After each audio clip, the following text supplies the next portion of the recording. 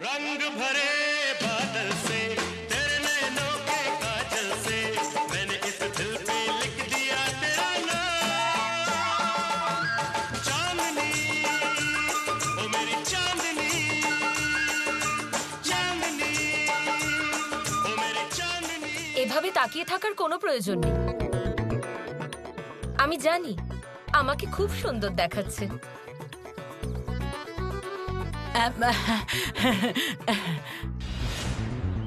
আপনি তো অবশ্যই সুন্দরী, কিন্তু আজকে তো অসাধারণ লাগছে। কিন্তু এই শাড়ি, এইসব গয়না আপনার কাছে এলো কি করে? এটার উত্তর তো না সেবিকা দেবে, মানে আমি দেব। তাহলে শুনুন। হ্যালো, সরি বলুন। That's all right. Yeah, that's all.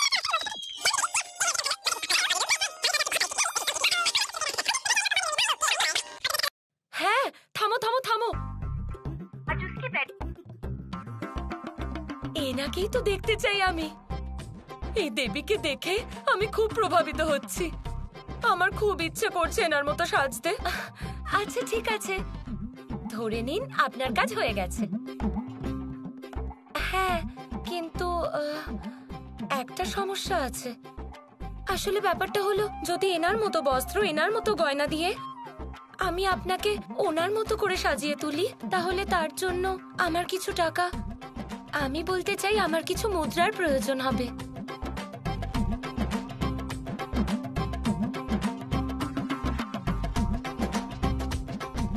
এই নাও। আর এইভাবে আমি ওনার গয়না বিক্রি করে এই সমস্ত ব্যবস্থা করেছি, আর সেবিকা হওয়ার ধর্ম খুব ভালোভাবে পালন করেছি।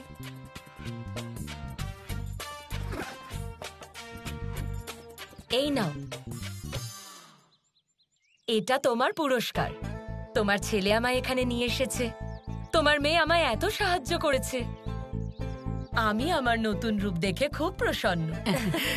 এই কি রাজকুমারী, আমার এনার পুরস্কার? ইনিও তো আপনার জন্য রাবড়ি নিয়ে এসেছিল। তোমাকে এই টাকা থেকেই নিজের ভাগ নিতে হবে। রাজকুমারী, আপনি কোথায় যাচ্ছেন? আর এই ব্যাগ? আমি এই ছোট শহরে থাকতে পারবো না, আর তাছাড়া আমার কাছে এখন মুদ্রা আছে, তাই আমি এখন অন্য কোনো শহরে গিয়ে থাকবো। কিন্তু রাজকুমারী, আমি আপনাকে বাইরে পর্যন্ত ছেড়ে দিচ্ছি। শুনুন না,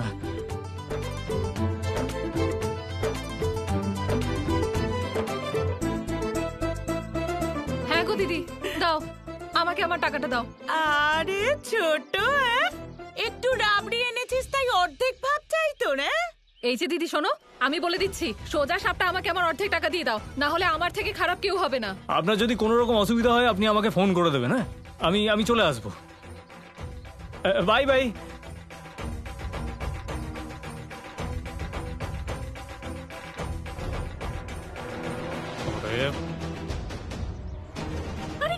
থামো তোমরা দুজন।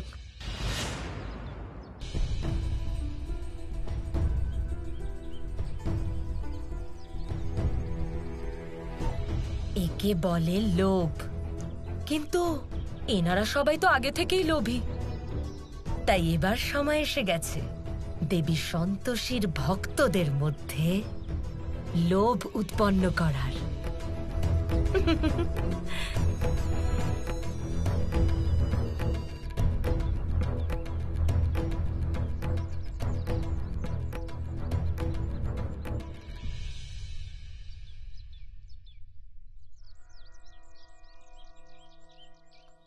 আপনি আপনার শাড়ি পাল্টে ফেলেছেন। আপনার নিশ্চয় আপনার মায়ের কথা মনে পড়ছে, তাই আপনি ফিরে যান। এরপর যদি আপনার মা আপনাকে বাড়ি থেকে বার করে দেন, তখন আর আমি কিছু করতে পারবো না। ঠিক আছে, এর পরের বার আমি আমার মাকে বিরক্ত করব না। বাই দিদি।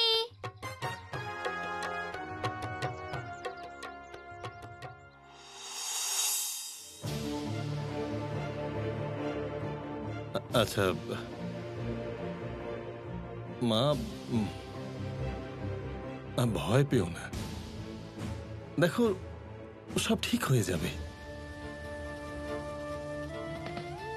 রিয়া আর্যকে বুঝিয়ে কিছুক্ষণের মধ্যেই চলে আসবে। কিন্তু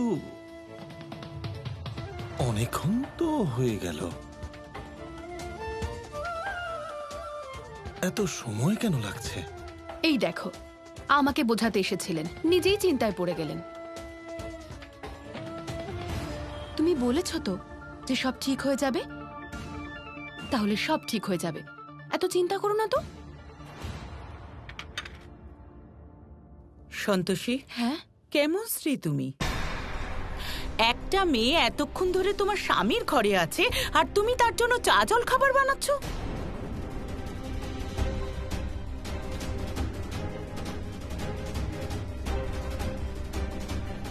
সরো দেখি।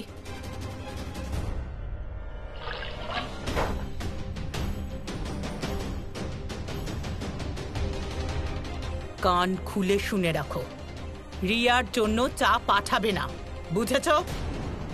বৌমা, তুমি চিন্তা করো না, ও কিছুক্ষণের মধ্যে চলে যাবে। বাবা, 15 মিনিট 15 মিনিট সময় দিয়েছিলাম আমি, আর এখন 3 ঘন্টা হয়ে গেছে। এত কি বোঝাচ্ছে ও আর্যকে যে এতক্ষণ লাগছে? মধু ম্যাডাম, চিন্তা করবেন না আপনি। আমার মনে হয় যে আর্য স্যার রিয়া ম্যাডামের কথা বুঝতে পারছেন, তাই জন্যই তো এত সময় লাগছে। আর জানেন, আজ প্রথমবার আর্য স্যার আমার সঙ্গে ঠিক করে কথা বলেছেন। তুমি কিচ্ছু জানো না সন্তোষী, তাই চুপ করো। আমি আর্যকে খুব ভালো করে চিনি, ও রিয়ার ব্যাপারে খুবই দুর্বল হয়ে পড়ে। আর বাবা যদি ওর কথা বলারই থাকতো তাহলে সবার সামনে বলতো। দরজা বন্ধ করে কথা বলার দরকার কি ছিল?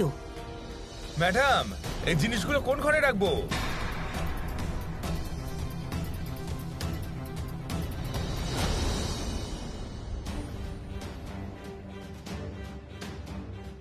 এগুলো কার ব্যাগ? আর আমার পারমিশন ছাড়া বাড়িতে এলো কি করে? ম্যাডাম, এই সমস্ত জিনিস রিয়া ম্যাডামের, উনি আনিয়েছেন আর বলছিলেন যে আজ থেকে উনি এখানেই থাকবেন।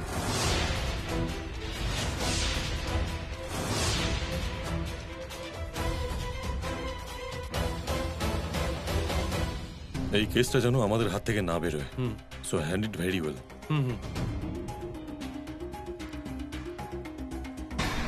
মধু, কোনো গেস্ট এসেছে? কার জিনিস এগুলো? জিনিস থেকে তো মনে হচ্ছে লম্বা ছুটি কাটাতে এসছে। আরে কেউ বলবে আমাকে কে এসেছে?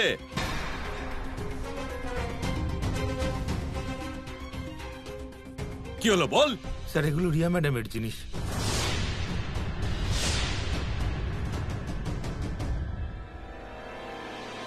মধু, রিয়া এখানে কি করছে?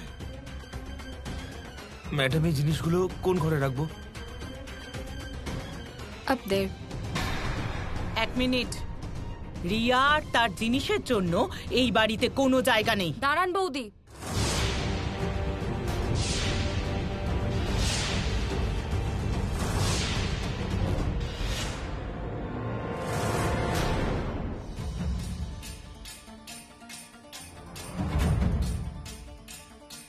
এসব কি নাটক হচ্ছে রিয়া?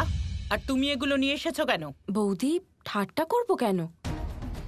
আর আমি তো শুধু আপনার হেল্প করতে এসেছি, যেমন আপনি আমাকে হেল্প করেছিলেন। রিয়া, আমি তো তোমাকে আর্যকে বোঝানোর জন্য বলেছিলাম, তাহলে এসব জিনিস? হ্যাঁ আঙ্কেল, আসলে আমি আমার সব জিনিসপত্র নিয়ে এয়ারপোর্ট যাচ্ছিলাম, তারপর ভাবলাম যাওয়ার আগে একবার আর্যকে বুঝিয়ে দেখি। আর তাছাড়া আমি আমার জিনিসপত্র তো গাড়িতেই রেখেছিলাম, কিন্তু তারপর আর্যই ভেতরে নিয়ে আসতে বলল। আর আপনি জানেন তো ওকে ওকে বোঝানো মানে কত মুশকিলের ব্যাপার। আপনি টেনশন করবেন না, আমি ওকে খুব ভালো করে বুঝিয়ে দেব, সম্পূর্ণ চেষ্টা করব আমি, কিন্তু একটু টাইম লাগবে। বৌদিমা,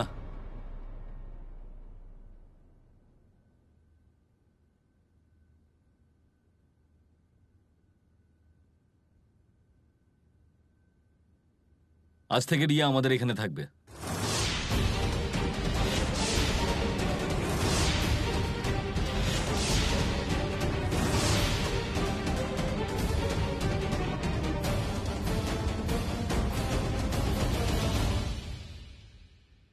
এসব কি ছেলে মানুষই হচ্ছে আর্য? তোর সব খামখেয়ালি আচরণ বন্ধ কর, না হলে। তুমি শান্ত হও প্রতাপ, আমি কথা বলছি তো।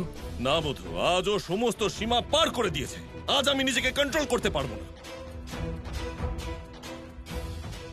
তুমি টেনশন করো না প্রতাপ, আমি দেখছি।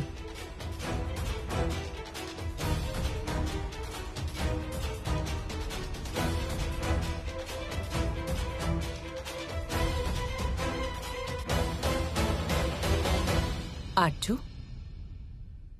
রিয়া কি করে এই বাড়িতে থাকতে পারে? লোকে কি বলবে? ওহ বৌদি প্লিজ, বাইরের লোকের ব্যাপারে এত ভাবার কি দরকার আছে? আর তোমার কাছে আর্যর সুখের চাইতে বেশি ইম্পর্টেন্ট আর কি আছে? And anyways, আমরা 21st সেঞ্চুরিতে থাকি। We are modern people. আমি তোমার পরামর্শ চাইনি নূপুর। ঠিক আছে, যা করার করো তাহলে। নবুর বৌদি ঠিক বলছে।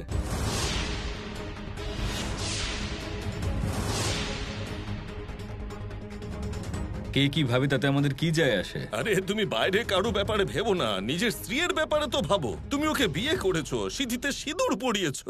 বাবা প্লিজ, কি তুমি একই কথা বলে যাও? বিয়ে করেছি, সিঁদুর পরিয়েছি। হ্যাঁ পরিয়েছি তো, কি করব? যদি বিয়ে সিঁদুর পরানোতে হয়ে যায় তাহলে ডিভোর্স দিলে বিয়ে ভেঙেও যায়।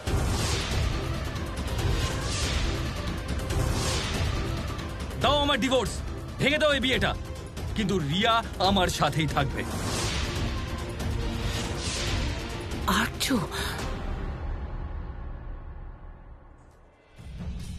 রিয়া। শাহু,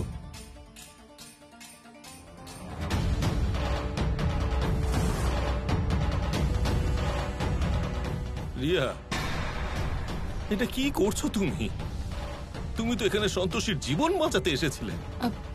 হ্যাঁ আঙ্কেল, কিন্তু আপনারা নিজেরাই তো দেখলেন আর্যকে। ও কারোর কথা শোনার জন্য তৈরিই নয়। কিন্তু আপনি টেনশন করবেন না, আমি ওকে বুঝিয়ে দেব। কিন্তু একটু টাইম তো আমাকে দিতেই হবে। আমি আসছি। হ্যাঁ, বাই।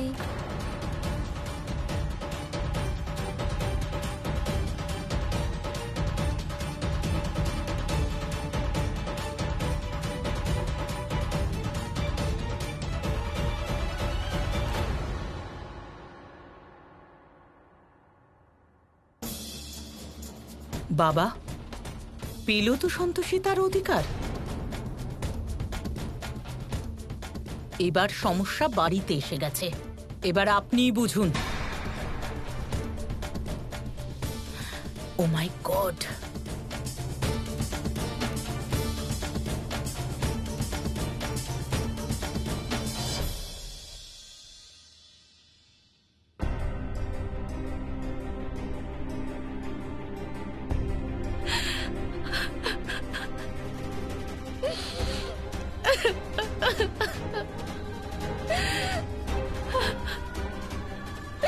কেন কেন আমার সাথে কেন এমন হচ্ছে?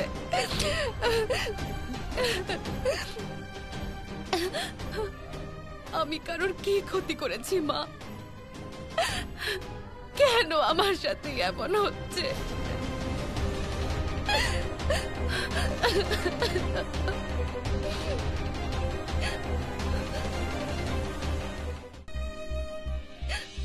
আমি ভেবেছিলাম আজ সব ঠিক হয়ে যাবে, কিন্তু না, কিচ্ছু ঠিক হলো না, কিচ্ছু ঠিক হলো না। কাকার কথায় আমি একটু আশার আলো দেখেছিলাম, আমার মনে হয়েছিল সব ঠিক হয়ে যাবে, কিন্তু এক ধাক্কায় সব মাটিতে মিশে গেল। আমি আমি দুর্বল হয়ে যাচ্ছি না মা। আমি তো শুধু সম্পর্কটা ভেঙে যাওয়ার ভয় পাচ্ছি। আমি এই সম্পর্কটা ভাঙতে চাই না মা।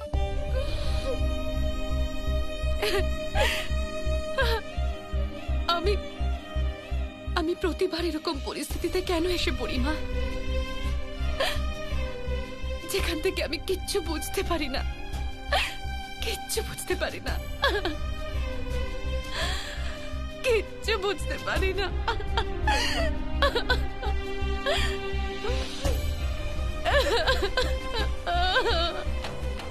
মা, এ তো অত্যন্ত কঠিন পরিস্থিতি উৎপন্ন হলো সন্তোষের জীবনে। গোমাতা, গোলাপের ফুল কাঁটার মধ্যেই ফুটে ওঠে। মানলাম সন্তোষীর পক্ষে জীবনসাথীর সঙ্গ পাওয়া সহজ ব্যাপার নয়, কিন্তু বিধির বিধান ওর ভাগ্যে এটাই লিখে দিয়েছে। সন্তোষের জীবনে আসন্ন প্রতিকূল পরিস্থিতি নিয়ে আমার কোনো আপত্তি নেই, কিন্তু দেবী পৌলমীর ওখানে যাওয়া আমাকে চিন্তিত করছে। হ্যাঁ মা, যদি দেবী পৌলমী পৃথিবী লোকে বেশিক্ষণ থাকেন তাহলে ওখানে ঈর্ষা আর লোভের জাল বিছাবেন।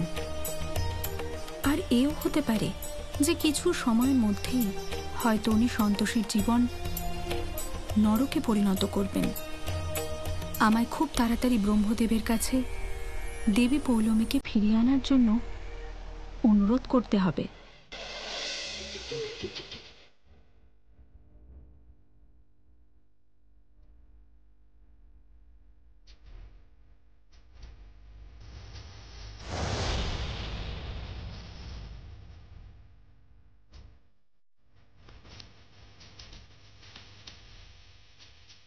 এই বাহন তো অসাধারণ দেখতে। এরকমই বাহন তো আমি শ্রীদেবীকে চালাতে দেখেছিলাম। যদি উনি চালাতে পারেন তাহলে আমিও চালাতে পারি, কিন্তু এই বাহন আমি কিভাবে পাবো? সে যাই হোক, এটা তো খুবই সুন্দর।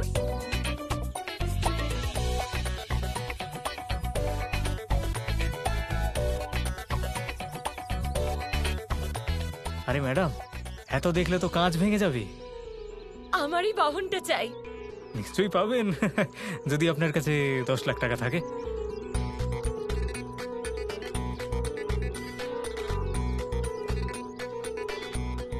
এই নিন 10 লাখ টাকা। যদি কম মনে হয় তাহলে চেয়ে নেবেন। আমার কাছে মুদ্রার কমতি নেই, কিন্তু এই বাহন আমার চাই চাই। নাও। ঠিক আছে ম্যাডাম, এই গাড়ি আজ থেকে আপনার। কিন্তু আপনি চালাতে পারেন তো? না। তাহলে আপনি এটা নিয়ে যাবেন কি করে?